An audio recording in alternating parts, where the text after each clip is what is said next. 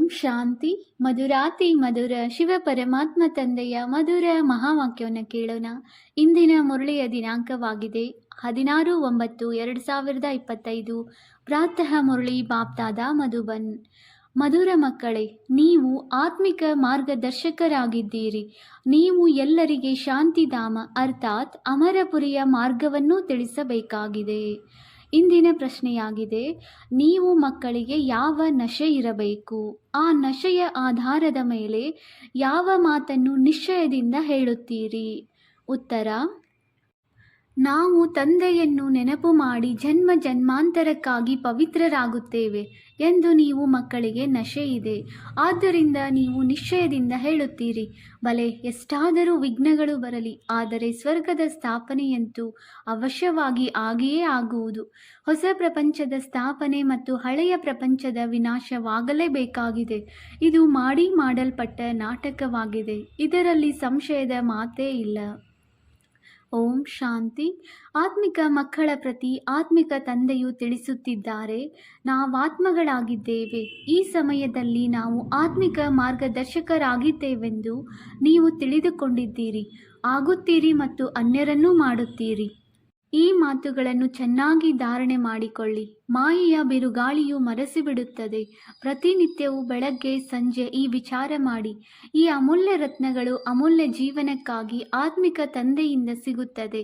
ಆದ್ದರಿಂದ ಆತ್ಮಿಕ ತಂದೆಯು ತಿಳಿಸುತ್ತಾರೆ, ಆತ್ಮಿಕ ಮಕ್ಕಳೇ, ನೀವೀಗ ಮುಕ್ತಿಧಾಮದ ಮಾರ್ಗವನ್ನು ತಿಳಿಸಲು ಆತ್ಮಿಕ ಮಾರ್ಗದರ್ಶಕರಾಗಿದ್ದೀರಿ. ಇದು ಅಮರಪುರಿಯಲ್ಲಿ ಹೋಗುವ ಸತ್ಯವಾದ ಅಮರ ಕಥೆಯಾಗಿದೆ. ಅಮರಪುರಿಯಲ್ಲಿ ಹೋಗುವುದಕ್ಕಾಗಿ ನೀವು ಪವಿತ್ರರಾಗುತ್ತಿದ್ದೀರಿ. ಆದ್ದರಿಂದ ಅಪವಿತ್ರ ಭ್ರಷ್ಟಾಚಾರಿ ಆತ್ಮವು ಅಮರಪುರಿಯಲ್ಲಿ ಹೇಗೆ ಹೋಗುವುದು? ಮನುಷ್ಯರು ಅಮರನಾಥ ಯಾತ್ರೆಗೆ ಹೋಗುತ್ತಾರೆ. ಸ್ವರ್ಗವನ್ನು ಅಮರನಾಥಪುರಿ ಎಂದು ಹೇಳುತ್ತಾರೆ. ಅಂದ ಮೇಲೆ ಅಮರನಾಥನು ಒಬ್ಬರೇ ಇರುವರೆ? ನೀವೆಲ್ಲ ಆತ್ಮವು ಅಮರಪುರಿಗೆ ಹೋಗುತ್ತಿದ್ದೀರಿ. ಅದು ಆತ್ಮಗಳ ಅಮರಪುರಿ ಪರಮಧಾಮವಾಗಿದೆ. ಆದರೆ ಶರೀರದ ಜೊತೆ ಅಮರಪುರಿ ಸತ್ಯಯುಗ. ಅಲ್ಲಿ ಬರುತ್ತೀರಿ. ಅಲ್ಲಿಗೆ ಯಾರು ಕರೆದುಕೊಂಡು ಹೋಗುವರು? ಪರಮಪಿತ ಪರಮಾತ್ಮನು ಎಲ್ಲ ಆತ್ಮಗಳನ್ನು ಕರೆದುಕೊಂಡು ಹೋಗುತ್ತಾರೆ. ಅದಕ್ಕೆ ಅಮರಪುರಿ ಎಂದು ಹೇಳಬಹುದಾಗಿದೆ. ಆದರೆ ಸರಿಯಾದ ಹೆಸರು ಶಾಂತಿಧಾಮವೆಂದಾಗಿದೆ. ಅಲ್ಲಿಗೆ ಎಲ್ಲರೂ ಹೋಗಲೇಬೇಕಾಗಿದೆ. ನಾಟಕದ ಪೂರ್ವ ನಿಶ್ಚಿತ ನಾಟಕವನ್ನು ಯಾರೂ ಬದಲಾಯಿಸಲು ಸಾಧ್ಯವಿಲ್ಲ. ಇದನ್ನು ಚೆನ್ನಾಗಿ ಬುದ್ಧಿಯಲ್ಲಿ ಧಾರಣೆ ಮಾಡಿಕೊಳ್ಳಿ. ಮೊದಲನೆಯದಾಗಿ ಆತ್ಮನೆಂದು ತಿಳಿದುಕೊಳ್ಳಿ. ಪರಮಪಿತ ಪರಮಾತ್ಮನು ಸಹ ಆತ್ಮನೇ ಆಗಿದ್ದಾರೆ. ಕೇವಲ ಅವರಿಗೆ ಪರಮಾತ್ಮನೆಂದು ಹೇಳುತ್ತಾರೆ. ಅವರೇ ನಮಗೆ ತಿಳಿಸುತ್ತಿದ್ದಾರೆ. ಅವರು ಜ್ಞಾನ ಸಾಗರ, ಪವಿತ್ರತೆಯ ಸಾಗರನಾಗಿದ್ದಾರೆ. ಈಗ ಮಕ್ಕಳನ್ನು ಪವಿತ್ರರನ್ನಾಗಿ ಮಾಡಲು ಶ್ರೀಮತ ಕೊಡುತ್ತಾರೆ. ಮಕ್ಕಳೇ, ನನ್ನೊಬ್ಬನನ್ನೇ ನೆನಪು ಮಾಡಿದರೆ ನಿಮ್ಮ ಜನ್ಮ ಜನ್ಮಾಂತರದ ಪಾಪಗಳು ಕಳೆಯುತ್ತವೆ. ನೆನಪಿಗೆ ಯೋಗವೆಂದು ಹೇಳಲಾಗುತ್ತದೆ. ನೀವಂತೂ ಮಕ್ಕಳಲ್ಲವೇ? ಅಂದಾಗ ಮಕ್ಕಳು ತಂದೆಯನ್ನು ನೆನಪು ಮಾಡಬೇಕಾಗಿದೆ. ನೆನಪಿನಿಂದಲೇ ದೋಣಿಯು ಪಾರಾಗುವುದು. ಈ ವಿಷಯ ನಗರಿಯಿಂದ ನೀವು ಶಿವನಗರಕ್ಕೆ ಹೋಗುತ್ತೀರಿ. ನಂತರ ವಿಷ್ಣುಪುರಿಯಲ್ಲಿ ಬರುತ್ತೀರಿ. ನಾವು ಅಲ್ಲಿಗೆ ಹೋಗುವುದಕ್ಕಾಗಿ ಓದುತ್ತೇವೆ, ಇಲ್ಲಿಗಾಗಿ ಅಲ್ಲ. ಇಲ್ಲಿ ಯಾರು ರಾಜರಾಗುವರೋ ಅವರು ಧನ ದಾನ ಮಾಡುವುದರಿಂದ ಆಗುತ್ತಾರೆ. ಕೆಲವರಂತೂ ಬಡವರನ್ನು ಬಹಳ ಸಂಭಾಲನೆ ಮಾಡುತ್ತಾರೆ. ಕೆಲವರು ಆಸ್ಪತ್ರೆ, ಧರ್ಮಶಾಲೆಯನ್ನು ತೆರೆಯುತ್ತಾರೆ. ಕೆಲವರು ಧನದಾನ ಮಾಡುತ್ತಾರೆ. ಹೇಗೆ ಸಿಂಧ್ನಲ್ಲಿ ಚಂದ್ರರಿದ್ದರು. ಅವರು ಬಡವರ ಬಳಿ ಹೋಗಿ ದಾನ ಮಾಡುತ್ತಿದ್ದರು. ಬಡವರನ್ನು ಬಹಳ ಸಂಭಾಲನೆ ಮಾಡುತ್ತಿದ್ದರು. ಹೀಗೆ ಅನೇಕರು ದಾನಿಗಳಾಗಿರುತ್ತಾರೆ. ಬೆಳಗ್ಗೆ ಎದ್ದು ಒಂದು ಹಿಡಿ ಅಕ್ಕಿಯನ್ನು ತೆಗೆದು ಬಡವರಿಗೆ ದಾನ ಮಾಡುತ್ತಾರೆ. ಇತ್ತೀಚೆಗಂತೂ ಬಹಳ ಮೋಸವಿದೆ. ಆದ್ದರಿಂದ ಪಾತ್ರರಿಗೆ ದಾನ ಕೊಡಬೇಕು. ಆ ಬುದ್ಧಿವಂತಿಕೆಯಂತೂ ಇಲ್ಲ. ಹೊರಗೆ ಯಾರು ಭಿಕ್ಷೆ ಬೇಡುವವರು ಕುಳಿತಿರುತ್ತಾರೆಯೋ ಅವರಿಗೆ ಕೊಡುವುದು ದಾನವೆಂದಲ್ಲ. ಕೆಲವರದು ಭಿಕ್ಷೆ ಬೇಡುವುದೇ ಉದ್ಯೋಗವಾಗಿರುತ್ತದೆ. ಬಡವರಿಗೆ ದಾನ ಕೊಡುವವರು ಮಾಡುವವರು ಒಳ್ಳೆಯ ಪದವಿಯನ್ನು ಪಡೆಯುತ್ತಾರೆಂದು ಹೇಳುತ್ತಾರೆ. ನೀವೀಗ ಆತ್ಮಿಕ ಮಾರ್ಗದರ್ಶಕರಾಗಿದ್ದೀರಿ. ಪ್ರದರ್ಶಿನಿ, ಮ್ಯೂಸಿಯಂ ಇತ್ಯಾದಿಗಳನ್ನು ತೆರೆಯುತ್ತಿದ್ದೀರೆಂದರೆ ಅದಕ್ಕೆ ಇಂತಹ ಹೆಸರನ್ನಿಡಿ. ಅದರಿಂದ ಸಿದ್ಧವಾಗಲಿ ಸ್ವರ್ಗದ ಮಾರ್ಗದರ್ಶಕರು ಅಥವಾ ಹೊಸ ವಿಶ್ವದ ರಾಜಧಾನಿಯ ಮಾರ್ಗದರ್ಶಕರೆಂದು. ಆದರೆ ಮನುಷ್ಯರು ಏನನ್ನೂ ತಿಳಿದುಕೊಂಡಿಲ್ಲ. ಇದು ಮುಳ್ಳುಗಳ ಕಾಡಾಗಿದೆ. ಸ್ವರ್ಗವು ಹೂದೋಟವಾಗಿದೆ. ಅಲ್ಲಿ ದೇವತೆಗಳಾಗಿರುತ್ತಾರೆ. ಈಗ ನೀವು ಮಕ್ಕಳಿಗೆ ಇದೇ ನಶೆ ಇರಲಿ. ನಾವು ತಂದೆಯನ್ನು ನೆನಪು ಮಾಡಿ ಜನ್ಮ ಜನ್ಮಾಂತರಕ್ಕಾಗಿ ಪವಿತ್ರರಾಗುತ್ತೇವೆ. ನಿಮಗೆ ತಿಳಿದಿದೆ. ಬಲೆ, ಎಷ್ಟಾದರೂ ವಿಘ್ನಗಳು ಬರಲಿ, ಸ್ವರ್ಗದ ಸ್ಥಾಪನೆಯಂತೂ ಅವಶ್ಯವಾಗಿ ಆಗಿಯೇ ಆಗುತ್ತದೆ. ಹೊಸ ಪ್ರಪಂಚದ ಸ್ಥಾಪನೆ ಮತ್ತು ಹಳೆಯ ಪ್ರಪಂಚದ ವಿನಾಶವಂತೂ ಆಗಿಯೇ ಆಗುತ್ತದೆ. ಇದು ಮಾಡಲ್ಪಟ್ಟ ನಾಟಕವಾಗಿದೆ. ಇದರಲ್ಲಿ ಸಂಶಯದ ಮಾತೇ ಇಲ್ಲ. ಆದ್ದರಿಂದ ಇದರಲ್ಲಿ ಯಾವುದೇ ಸಂಶಯ ಬರಬಾರದು. ಪತಿತ ಪಾವನ ಎಂಬ ಶಬ್ದವನ್ನಂತೂ ಎಲ್ಲರೂ ಹೇಳುತ್ತಾರೆ. ಆಂಗ್ಲ ಭಾಷೆಯಲ್ಲಿಯೂ ಸಹ ಬಂದು ನಮ್ಮ ದುಃಖದಿಂದ ಲಿಬರೇಟ್ ಮಾಡಿ, ಮುಕ್ತಿ ಮಾಡಿ ಎಂದು ಹೇಳುತ್ತಾರೆ. ಪಂಚವಿಕಾರಗಳಿಂದಲೇ ದುಃಖವಾಗುತ್ತದೆ. ಸ್ವರ್ಗವು ನಿರ್ವಿಕಾರಿ ಪ್ರಪಂಚ, ಸುಖಧಾಮವಾಗಿದೆ. ನೀವು ಮಕ್ಕಳು ಈಗ ಸ್ವರ್ಗದಲ್ಲಿ ಹೋಗಬೇಕಾಗಿದೆ. ಸ್ವರ್ಗವೆಂದರೆ ಮೇಲಿದೆ ಎಂದು ಮನುಷ್ಯರು ತಿಳಿದುಕೊಳ್ಳುತ್ತಾರೆ. ಆದರೆ ಮೇಲಿರುವುದು ಮುಕ್ತಿಧಾಮವೆಂದು ಅವರಿಗೆ ತಿಳಿದೇ ಇಲ್ಲ.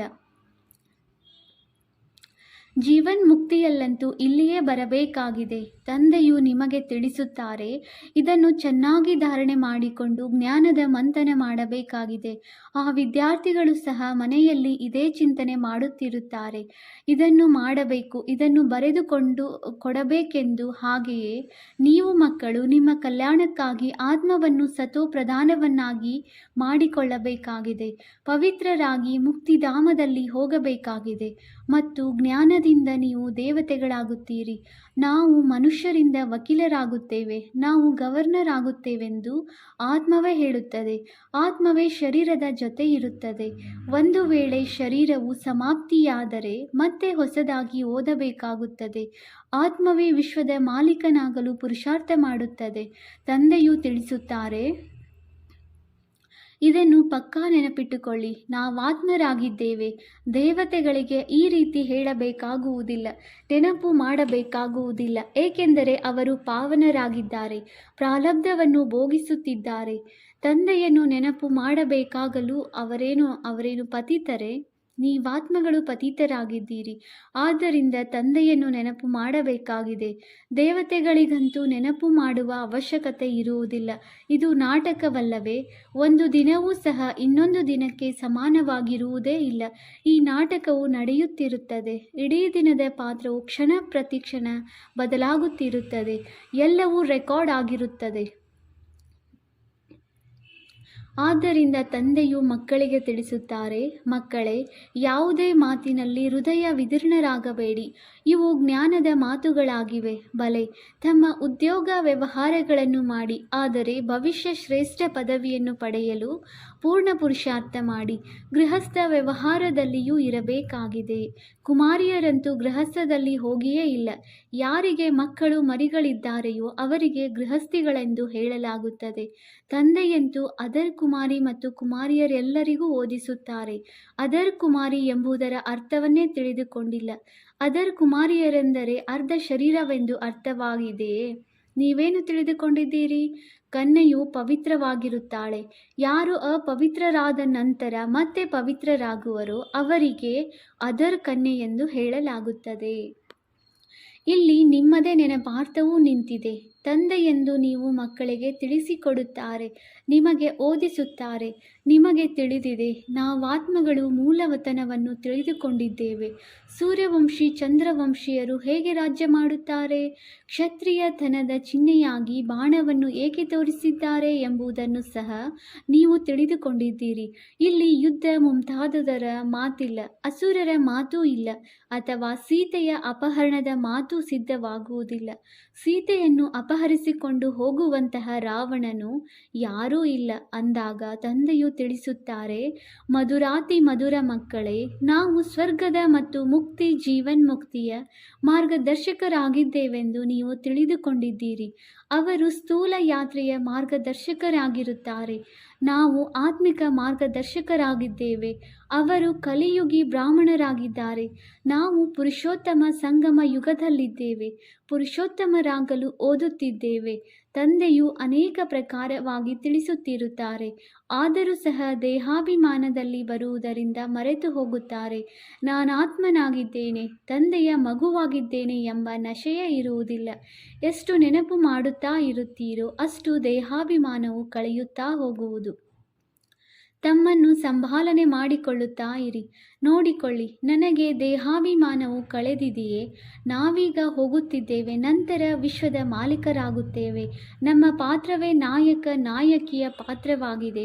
ಯಾರಾದರೂ ವಿಜಯಿಗಳಾದಾಗ ಅವರಿಗೆ ಹೀರೋ ಹೀರೋಯಿನ್ ಎಂದು ಹೆಸರು ಬರುತ್ತದೆ. ನೀವು ಸಹ ವಿಜಯಿಗಳಾಗುತ್ತೀರಿ, ಆದ್ದರಿಂದ ಹೀರೋ ಹೀರೋಯಿನ್ ಎಂಬ ಹೆಸರು ಬರುತ್ತದೆ. ಅದು ಈ ಸಮಯದಲ್ಲಿ, ಇದಕ್ಕಿಂತ ಮೊದಲು ಇರಲಿಲ್ಲ. ಸೋತು ಹೋಗುವವರಿಗೆ ಹೀರೋ ಹೀರೋಯಿನ್ ಎಂದು ಕರೆಯುವುದಿಲ್ಲ. ನಾವೀಗ ಹೋಗಿ ಹೀರೋ ಹೀರೋಯಿನ್ ಆಗುತ್ತೇವೆಂದು ಮಕ್ಕಳು ತಿಳಿದುಕೊಂಡಿದ್ದೀರಿ. ನಿಮ್ಮದು ಶ್ರೇಷ್ಠ ಪಾತ್ರವಿದೆ. ಕವಡೆ ಮತ್ತು ವಜ್ರದ ನಡುವೆಯಂತೂ ಬಹಳ ಅಂತರವಿದೆ. ಬಲೆ, ಯಾರೆಷ್ಟಾದರೂ ಲಕ್ಷಾಧೀಶ್ವರ ಕೋಟ್ಯಾಧೀಶ್ವರರಿರಲಿ, ಆದರೆ ನೀವು ತಿಳಿದುಕೊಂಡಿದ್ದೀರಿ, ಇದೆಲ್ಲವೂ ವಿನಾಶವಾಗಲಿದೆ. ನೀವಾತ್ಮಗಳು ಧನವಂತರಾಗುತ್ತಾ ಹೋಗುತ್ತೀರಿ, ಉಳಿದವರೆಲ್ಲರೂ ದಿವಾಳಿಯಾಗುತ್ತಿದ್ದಾರೆ. ಇವೆಲ್ಲ ಮಾತುಗಳನ್ನು ಧಾರಣೆ ಮಾಡಿಕೊಳ್ಳಬೇಕಾಗಿದೆ, ನಿಶ್ಚಯದಲ್ಲಿರಬೇಕಾಗಿದೆ. ಇಲ್ಲಿರುವಾಗ ನಶೆ ಇರುತ್ತದೆ, ಹೊರಗಡೆ ಹೋದ ಕೂಡಲೇ ನಶೆಯು ಇಳಿದು ಬಿಡುತ್ತದೆ. ಇಲ್ಲಿಯ ಮಾತುಗಳು ಇಲ್ಲಿಯೇ ಉಳಿದುಕೊಳ್ಳುತ್ತವೆ. ತಂದೆಯು ತಿಳಿಸುತ್ತಾರೆ, ಮಕ್ಕಳೇ, ಬುದ್ಧಿಯಲ್ಲಿರಲಿ. ನಮಗೆ ತಂದೆಯು ಓದಿಸುತ್ತಿದ್ದಾರೆ, ಯಾವ ವಿದ್ಯೆಯಿಂದ ನಾವು ಮನುಷ್ಯರಿಂದ ದೇವತೆಗಳಾಗುತ್ತೇವೆ. ಇದರಲ್ಲಿ ಯಾವುದೇ ಕಷ್ಟದ ಮಾತಿಲ್ಲ. ಉದ್ಯೋಗ ವ್ಯವಹಾರಗಳು ಎಲ್ಲದರಿಂದಲೂ ಸಮಯವನ್ನು ತೆಗೆದು ನೆನಪು ಮಾಡಬಹುದು. ಇದು ತನ್ನ ಆತ್ಮದ ಉನ್ನತಿಗಾಗಿ ವ್ಯಾಪಾರವಲ್ಲವೇ? ರಜಾ ತೆಗೆದುಕೊಂಡು ತಂದೆಯನ್ನು ನೆನಪು ಮಾಡಿ. ಇದು ಸುಳ್ಳು ಹೇಳುವುದೆಂದಲ್ಲ, ಇಡೀ ದಿನ ಸುಮ್ಮನೆ ಕಳೆದು ಬಿಡುವುದಲ್ಲ. ನಾವು ಭವಿಷ್ಯವನ್ನಾದರೂ ಸ್ವಲ್ಪ ಆಲೋಚಿಸಬೇಕು. ಯುಕ್ತಿಗಳು ಬಹಳಷ್ಟಿವೆ. ಎಷ್ಟು ಸಾಧ್ಯವೋ ಸಮಯವನ್ನು ತೆಗೆದು ತಂದೆಯನ್ನು ನೆನಪು ಮಾಡಿ. ಶರೀರ ನಿರ್ವಹಣೆಗಾಗಿ ಉದ್ಯೋಗ ವ್ಯವಹಾರಗಳನ್ನು ಬಲೆ ಮಾಡಿ. ನಾನು ನಿಮಗೆ ವಿಶ್ವದ ಮಾಲೀಕರಾಗುವ ಬಹಳ ಒಳ್ಳೆಯ ಸಲಹೆ ಕೊಡುತ್ತೇನೆ. ನೀವು ಮಕ್ಕಳು ಸಹ ಎಲ್ಲರಿಗೆ ಸಲಹೆ ನೀಡುವವರಾಗಿದ್ದೀರಿ. ಹೇಗೆ ಸಲಹೆ ಕೊಡುವವರು ಇರುತ್ತಾರಲ್ಲವೇ, ನೀವು ಸಹ ಸಲಹಾಗಾರರಾಗಿದ್ದೀರಿ. ಎಲ್ಲರಿಗೆ ಮುಕ್ತಿ, ಜೀವನ್ಮುಕ್ತಿ ಹೇಗೆ ಸಿಗುವುದು ಎಂದು ಈ ಜನ್ಮದಲ್ಲಿ ಮಾರ್ಗವನ್ನು ತಿಳಿಸುತ್ತೀರಿ. ಮನುಷ್ಯರು ಸ್ಲೋಗನ್ಗಳನ್ನು ಮಾಡಿ ಗೋಡೆಗೆ ಹಾಕಿಸುತ್ತಾರೆ. ಪವಿತ್ರರಾಗಿ, ರಾಜಯೋಗಿಗಳಾಗಿ ಎಂದು ಬರೆಯುತ್ತೀರಿ, ಆದರೆ ತಿಳಿದುಕೊಳ್ಳುವುದಿಲ್ಲ. ಈಗ ನಿಮಗೆ ತಿಳಿದಿದೆ, ತಂದೆಯಿಂದ ನಮಗೆ ಈ ಆಸ್ತಿಯೂ ಸಿಗುತ್ತಿದೆ, ಮುಕ್ತಿಧಾಮದ ಆಸ್ತಿಯೂ ಸಿಗುತ್ತದೆ. ನೀವು ನನ್ನನ್ನು ಪತಿತ ಪಾವನನೆಂದು ಹೇಳುತ್ತೀರಿ, ಆದ್ದರಿಂದ ನಾನು ಬಂದು ಪಾವನರಾಗುವ ಸಲಹೆಯನ್ನು ಕೊಡುತ್ತೇನೆ. ನೀವು ಸಹ ಸಲಹಾಗಾರರಾಗಿದ್ದೀರಿ. ಎಲ್ಲಿಯವರೆಗೆ ತಂದೆಯು ಬಂದು ಶ್ರೀಮತವನ್ನು ಕೊಡುವುದಿಲ್ಲವೋ, ಸಲಹೆ ನೀಡುವುದಿಲ್ಲವೋ, ಅಲ್ಲಿಯವರೆಗೆ ಯಾರೂ ಸಹ ಮುಕ್ತಿಧಾಮದಲ್ಲಿ ಹೋಗಲು ಸಾಧ್ಯವಿಲ್ಲ. ಶ್ರೀ ಅರ್ಥಾತ್ ಶ್ರೇಷ್ಠ ಮತವು ಶಿವ ತಂದೆಯದೇ ಆಗಿದೆ. ಆತ್ಮಗಳಿಗೆ ಶಿವ ತಂದೆಯ ಶ್ರೀಮತ ಸಿಗುತ್ತದೆ. ಪಾಪಾತ್ಮ ಮತ್ತು ಪುಣ್ಯಾತ್ಮರೆಂದು ಹೇಳಲಾಗುತ್ತದೆ, ಪಾಪ ಶರೀರವೆಂದು ಹೇಳುವುದಿಲ್ಲ. ಆತ್ಮವು ಶರೀರದಿಂದ ಪಾಪ ಮಾಡುತ್ತದೆ, ಆದ್ದರಿಂದ ಪಾಪಾತ್ಮರೆಂದು ಹೇಳಲಾಗುತ್ತದೆ. ಶರೀರವಿಲ್ಲದೆ ಆತ್ಮವು ಪಾಪವನ್ನಾಗಲಿ ಪುಣ್ಯವನ್ನಾಗಲಿ ಮಾಡಲು ಸಾಧ್ಯವಿಲ್ಲ. ಅಂದಾಗ ಎಷ್ಟು ಸಾಧ್ಯವೋ ಅಷ್ಟು ವಿಚಾರ ಸಾಗರ ಮಂಥನ ಮಾಡಿ. ಬಹಳಷ್ಟು ಸಮಯವಿದೆ. ಟೀಚರ್ ಅಥವಾ ಪ್ರೊಫೆಸರ್ ಆಗಿದ್ದರೆ ಅವರಿಗೂ ಸಹ ಯುಕ್ತಿಯಿಂದ ಈ ಆತ್ಮಿಕ ವಿದ್ಯೆಯನ್ನು ಓದಿಸಬೇಕು. ಇದರಿಂದ ಅವರ ಕಲ್ಯಾಣವೂ ಆಗಲಿ. ಬಾಕಿ ಆ ಲೌಕಿಕ ವಿದ್ಯೆಯಿಂದೇನಾಗುತ್ತದೆ? ನಾವು ಇದನ್ನು ಓದಿಸುತ್ತೇವೆ. ಇನ್ನೂ ಸ್ವಲ್ಪವೇ ದಿನಗಳಿವೆ. ವಿನಾಶವು ಸನ್ಮುಖದಲ್ಲಿ ನಿಂತಿದೆ. ಹೇಗೆ ಮನುಷ್ಯರಿಗೆ ಮಾರ್ಗವನ್ನು ತಿಳಿಸುವುದೆಂದು ಒಳಗೆ ಉಮ್ಮಂಗ ಬರುತ್ತಿರುವುದು. ಒಬ್ಬ ಮಗುವಿಗೆ ಪರೀಕ್ಷೆ ಪತ್ರಿಕೆಯು ಸಿಕ್ಕಿತ್ತು. ಅದರಲ್ಲಿ ಗೀತೆಯ ಭಗವಂತನ ಪ್ರಶ್ನೆಯನ್ನು ಕೇಳಲಾಗಿತ್ತು. ಅದಕ್ಕೆ ಆ ಮಗು ಗೀತೆಯ ಭಗವಂತನು ಶಿವನೆಂದು ಬರೆದಿದ್ದರಿಂದ ಅನುತ್ತೀರ್ಣನಾಗಿ ಮಾಡಿಬಿಟ್ಟರು. ನಾನಂತೂ ಗೀತೆಯ ಭಗವಂತ ಶಿವನಾಗಿದ್ದಾರೆ, ಜ್ಞಾನ ಸಾಗರ, ಪ್ರೇಮ ಸಾಗರನಾಗಿದ್ದಾರೆಂದು ಮಹಿಮೆಯನ್ನು ಬರೆದಿದ್ದೇನೆ. ಕೃಷ್ಣನ ಆತ್ಮವು ಈ ಜ್ಞಾನವನ್ನು ಪಡೆಯುತ್ತದೆ. ಇದನ್ನು ಬರೆದಿದ್ದರಿಂದ ಅನುತ್ತೀರ್ಣನಾಗಿ ಬಿಟ್ಟೆನು. ಇನ್ನು ಮುಂದೆ ನಾನು ಇದನ್ನು ಓದುವುದಿಲ್ಲ. ಇನ್ನು ಮುಂದೆ ಆತ್ಮಿಕ ವಿದ್ಯೆಯಲ್ಲಿ ತೊಡಗುತ್ತೇನೆಂದು ಆ ಮಗುವು ತನ್ನ ತಂದೆ ತಾಯಿಗೆ ಹೇಳಿತು. ಮಗುವು ಬಹಳ ಚತುರನಾಗಿದೆ. ಮೊದಲೇ ಹೇಳುತ್ತಿತ್ತು, ನಾನು ಈ ರೀತಿ ಬರೆಯುತ್ತೇನೆ, ಅನ್ನುತ್ತೀರ್ಣನಾಗುತ್ತೇನೆ ಎಂದು. ಆದರೆ ಸತ್ಯವನ್ನು ಬರೆಯಬೇಕಲ್ಲವೇ? ಮುಂದೆ ಹೋದಂತೆ ಅವಶ್ಯವಾಗಿ ಈ ಮಗು ಏನನ್ನು ಬರೆದಿತ್ತೋ ಅದೇ ಸತ್ಯವೆಂದು ತಿಳಿದುಕೊಳ್ಳುತ್ತಾರೆ. ಯಾವಾಗ ಪ್ರಭಾವ ಬೀರುವುದೋ ಅಥವಾ ಪ್ರದರ್ಶಿನಿ ಮ್ಯೂಸಿಯಂಗಳಲ್ಲಿ ಅವರನ್ನು ಕರೆಸುತ್ತೀರೋ ಆಗ ಇವರು ಹೇಳಿದ್ದೇ ಸರಿ ಎಂಬುದು ಅವರಿಗೆ ಅರ್ಥವಾಗುವುದು. ಬಹಳಷ್ಟು ಮಂದಿ ಬರುತ್ತಾರೆ. ಆದ್ದರಿಂದ ವಿಚಾರ ಮಾಡಬೇಕು. ಮನುಷ್ಯರಿಗೆ ಕೂಡಲೇ ಇದು ಹೊಸ ಮಾತೆಂದು ಅರ್ಥವಾಗಲು ಹೇಗೆ ಬರೆಯಬೇಕು ಎಂದು. ಒಬ್ಬರು ಇಲ್ಲದಿದ್ದರೆ ಇನ್ನೊಬ್ಬರು, ಯಾರು ಇಲ್ಲಿಯವರಾಗಿರುವರೋ ಅವರು ಅವಶ್ಯವಾಗಿ ತಿಳಿದುಕೊಳ್ಳುತ್ತಾರೆ. ನೀವು ಎಲ್ಲರಿಗೆ ಆತ್ಮಿಕ ಮಾರ್ಗವನ್ನು ತಿಳಿಸುತ್ತೀರಿ. ಪಾಪ, ಮನುಷ್ಯರು ಎಷ್ಟು ದುಃಖಿಗಳಾಗಿದ್ದಾರೆ. ಅವರೆಲ್ಲರ ದುಃಖವನ್ನು ಹೇಗೆ ದೂರ ಮಾಡುವುದು? ಬಹಳಷ್ಟು ಕಿರಿಕಿರಿ ಇದೆಯಲ್ಲವೇ? ಹೇಗೆ ಒಬ್ಬರು ಇನ್ನೊಬ್ಬರಿಗೆ ಶತ್ರುಗಳಾಗುತ್ತಾರೆಂದರೆ ಒಮ್ಮೆಲೆ ಸಮಾಪ್ತಿ ಮಾಡಿಬಿಡುತ್ತಾರೆ. ಈಗ ತಂದೆಯು ಮಕ್ಕಳಿಗೆ ಬಹಳ ಚೆನ್ನಾಗಿ ತಿಳಿಸುತ್ತಾರೆ. ಮಾತೆಯರಂತೂ ಪಾಪ ಅವಿದ್ಯಾವಂತರಿರುತ್ತಾರೆ. ನಾವು ಓದು ಬರಹ ಕಲಿತಿಲ್ಲವೆಂದು ಹೇಳುತ್ತಾರೆ. ಅದಕ್ಕೆ ತಂದೆಯು ತಿಳಿಸುತ್ತಾರೆ, ಓದದೇ ಇರುವುದು ಒಳ್ಳೆಯದು. ಏನೆಲ್ಲವೂ ವೇದಶಾಸ್ತ್ರಗಳನ್ನು ಓದಿದ್ದಾರೆಯೋ ಅದೆಲ್ಲವನ್ನು ಮರೆಯಬೇಕಾಗಿದೆ. ನಾನೀಗ ಏನನ್ನು ತಿಳಿಸುವೆನೋ ಅದನ್ನೇ ಕೇಳಿರಿ. ಸದ್ಗತಿಯನ್ನು ನಿರಾಕಾರ ಪರಮಪಿತ ಪರಮಾತ್ಮನ ಹೊರತು ಮತ್ಯಾರೂ ಮಾಡಲು ಸಾಧ್ಯವಿಲ್ಲ. ಮನುಷ್ಯರಲ್ಲಿ ಜ್ಞಾನವೇ ಇಲ್ಲವೆಂದ ಮೇಲೆ ಸದ್ಗತಿ ಮಾಡಲು ಹೇಗೆ ಸಾಧ್ಯ? ಸದ್ಗತಿದಾತನು ಒಬ್ಬರೇ ಜ್ಞಾನ ಸಾಗರನಾಗಿದ್ದಾರೆ ಎಂಬುದನ್ನು ತಿಳಿಸಬೇಕಾಗಿದೆ. ಈ ರೀತಿ ಮನುಷ್ಯರು ಹೇಳುವುದಿಲ್ಲ. ಯಾರು ಇಲ್ಲಿಯವರಿರುವವರೋ ಅವರು ತಿಳಿದುಕೊಳ್ಳ ಬಯಸುತ್ತಾರೆ. ಯಾರಾದರೂ ಒಬ್ಬರು ಹಿರಿಯ ವ್ಯಕ್ತಿಗಳು ತಿಳಿದುಕೊಂಡರೂ ಸಹ ಅವರಿಗೆ ಸಂದೇಶವು ಬಹಳಷ್ಟು ಹರಡುವುದು. ತುಳಸಿದಾಸರಂತಹ ಬಡವರ ಮಾತನ್ನು ಯಾರು ಕೇಳುವರು ಎಂಬ ಗಾಯನವಿದೆ. ಸರ್ವೀಸ್ನ ಬಹಳಷ್ಟು ಯುಕ್ತಿಗಳನ್ನು ತಿಳಿಸುತ್ತಾರೆ. ಮಕ್ಕಳು ಅದನ್ನು ಕಾರ್ಯದಲ್ಲಿ ತರಬೇಕಾಗಿದೆ. ಒಳ್ಳೆಯದು, ಮಧುರಾತಿ ಮಧುರ, ಅಗಲಿ ಹೋಗಿ ಮರಳು ಸಿಕ್ಕಿರುವ ಮಕ್ಕಳ ಪ್ರತಿ ಮಾತಾಪಿತ ಬಾಪ್ತಾದಾರವರ ನೆನಪು, ಪ್ರೀತಿ ಹಾಗೂ ಸುಪ್ರಭಾತ. ಆತ್ಮಿಕ ಮಕ್ಕಳಿಗೆ ಆತ್ಮಿಕ ತಂದೆಯ ನಮಸ್ತೆ. ನಾವು ಆತ್ಮಿಕ ಮಕ್ಕಳಿಂದ ಆತ್ಮಿಕ ತಂದೆಗೆ ನೆನಪು, ಪ್ರೀತಿ ಹಾಗೂ ನಮಸ್ತೆ ನಮಸ್ತೆ ನಮಸ್ತೆ. ಧಾರಣೆಗಾಗಿ ಮುಖ್ಯ ಸಾರ. ಪಾಯಿಂಟ್ ನಂಬರ್ 1, ಉದ್ಯೋಗ ವ್ಯವಹಾರ ಎಲ್ಲವನ್ನೂ ಮಾಡುತ್ತಾ ಭವಿಷ್ಯ ಶ್ರೇಷ್ಠ ಪದವಿಯನ್ನು ಪಡೆಯಲು ನೆನಪಿನಲ್ಲಿರುವ ಸಂಪೂರ್ಣ ಪುರುಷಾರ್ಥ ಮಾಡಬೇಕಾಗಿದೆ. ಈ ನಾಟಕವು ಕ್ಷಣ ಪ್ರತಿಕ್ಷಣ ಬದಲಾಗುತ್ತಿರುತ್ತದೆ. ಆದ್ದರಿಂದ ಎಂದೂ ಯಾವುದೇ ದೃಶ್ಯವನ್ನು ನೋಡಿ ಹೃದಯ ವಿದೀರ್ಣರಾಗಬಾರದು. ಪಾಯಿಂಟ್ ನಂಬರ್ 2, ಈ ಆತ್ಮಿಕ ವಿದ್ಯೆಯನ್ನು ಓದಿ ಅನ್ಯರಿಗೂ ಓದಿಸಬೇಕಾಗಿದೆ. ಎಲ್ಲರ ಕಲ್ಯಾಣ ಮಾಡಬೇಕಾಗಿದೆ. ನಾವು ಹೇಗೆ ಎಲ್ಲರಿಗೆ ಪಾವನರಾಗುವ ಸಲಹೆಯನ್ನು ನೀಡುವುದು, ಮನೆಯ ಮಾರ್ಗವನ್ನು ತಿಳಿಸಬೇಕೆಂದು ಒಳಗಿನಿಂದ ಇದೇ ಉಮ್ಮಂಗ ಬರುತ್ತಿರಲಿ. ವರದಾನ: ಸರ್ವ ಸಂಬಂಧದ ಸಹಯೋಗದ ಅನುಭೂತಿಯ ಮುಖಾಂತರ ನಿರಂತರ ಯೋಗಿ, ಸಹಜ ಯೋಗಿ ಭವ. ಪ್ರತಿ ಸಮಯ ತಂದೆಯ ಭಿನ್ನ ಭಿನ್ನ ಸಂಬಂಧಗಳ ಸಹಯೋಗ ಪಡೆಯುವುದು ಅರ್ಥಾತ್ ಅನುಭವ ಮಾಡುವುದೇ ಸಹಜ ಯೋಗವಾಗಿದೆ. ತಂದೆ ಎಂತಹದೇ ಸಮಯದಲ್ಲಿ ಸಂಬಂಧ ನಿಭಾಯಿಸಲು ಬಂಧಿತರಾಗಿದ್ದಾರೆ. ಇಡೀ ಕಲ್ಪದಲ್ಲಿ ಈಗಲೇ ಸರ್ವ ಅನುಭವಗಳ ಗಣಿ ಪ್ರಾಪ್ತಿಯಾಗುವುದು. ಆದ್ದರಿಂದ ಸದಾ ಸರ್ವ ಸಂಬಂಧಗಳ ಸಹಯೋಗವನ್ನು ಪಡೆಯಿರಿ ಮತ್ತು ನಿರಂತರ ಯೋಗಿ, ಸಹಜ ಯೋಗಿಗಳಾಗಿ. ಏಕೆಂದರೆ ಯಾರು ಸರ್ವ ಸಂಬಂಧಗಳ ಅನುಭೂತಿ ಅಥವಾ ಪ್ರಾಪ್ತಿಯಲ್ಲಿ ಮಗ್ನರಾಗಿರುತ್ತಾರೆ ಅವರು ಹಳೆಯ ಜಗತ್ತಿನ ವಾತಾವರಣದಿಂದ ಸಹಜವಾಗಿ ಉಪರಾಮವಾಗಿ ಬಿಡುತ್ತಾರೆ. ಸ್ಲೋಗನ್: ಸರ್ವಶಕ್ತಿಯಿಂದ ಸಂಪನ್ನರಾಗಿರುವುದು ಇದೇ ಬ್ರಾಹ್ಮಣ ಸ್ವರೂಪದ ವಿಶೇಷತೆಯಾಗಿದೆ. ಅವ್ಯಕ್ತ ಸೂಚನೆ: ಈಗ ಲಗನ್ನಿನ ಪ್ರೀತಿಯ ಅಗ್ನಿಯನ್ನು ಪ್ರಜ್ವಲಿತಗೊಳಿಸಿ ಯೋಗವನ್ನು ಜ್ವಾಲಾರೂಪವನ್ನಾಗಿ ಮಾಡಿ. ತಪಸ್ವಿ ಮೂರ್ತಿಯ ಅರ್ಥವಾಗಿದೆ. ತಪಸ್ಸಿನ ಮೂಲಕ ಶಾಂತಿಯ ಶಕ್ತಿಯ ಕಿರಣಗಳನ್ನು 4 ಕಡೆ ಹರಡುವಂತಹ ಅನುಭವದಲ್ಲಿ ಬರಬೇಕು. ಇದು ತಪಸ್ವಿ ಸ್ವರೂಪ ಅನ್ಯರಿಗೆ ಕೊಡುವಂತಹ ಸ್ವರೂಪವಾಗಿದೆ. ಹೇಗೆ ಸೂರ್ಯ ವಿಶ್ವಕ್ಕೆ ಬೆಳಕನ್ನು ಕೊಟ್ಟಿತು ಮತ್ತು ಅನೇಕ ವಿನಾಶಿ ಪ್ರಾಪ್ತಿಗಳ ಅನುಭೂತಿ ಮಾಡಿಸುತ್ತದೆ, ಇಂತಹ ಮಹಾನ್ ತಪಸ್ವಿ ಆತ್ಮರು ಜ್ವಾಲಾರೂಪ ಶಕ್ತಿಶಾಲಿ ನೆನಪಿನ ಮೂಲಕ ಪ್ರಾಪ್ತಿಯ ಕಿರಣಗಳ ಅನುಭೂತಿಯನ್ನು ಮಾಡಿಸುತ್ತದೆ. ಓಂ ಶಾಂತಿ.